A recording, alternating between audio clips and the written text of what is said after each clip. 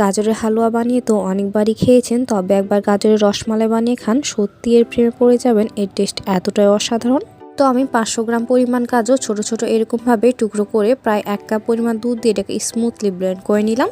দেন এইটা এবার ঘিয়ের সাথে সুন্দরভাবে ভেজে নিয়ে প্রায় 3 টেবিল চামচ পরিমাণ চিনি এর মধ্যে দিয়ে দিলাম। সাথে দিয়ে দিলাম 1 কাপ পরিমাণ দুধ এবং হাফ কাপ পরিমাণ সুজি। তো এটা এবার আমি প্যানের গা ছিঁড়ে আসা পর্যন্ত সুন্দরভাবে কুক করে নিলাম। দেন এটা এবার কিছুটা ঠান্ডা করে নিয়ে ছোট ছোট এইরকমভাবে রসমালাই শেপে তৈরি করে নিলাম। আচ্ছা, তো এবার আমি পাতিলের মধ্যে পর্যাপ্ত পরিমাণ পানি দিয়ে এর মধ্যে একটি বলক উঠিয়ে নিয়েছি। দেন এর উপরে একটি স্ট্রেনার দিয়ে মিষ্টিগুলো দিয়ে এটাকে প্রায় 10 মিনিটের মতো ভালো মতো স্টিম করে নিলাম।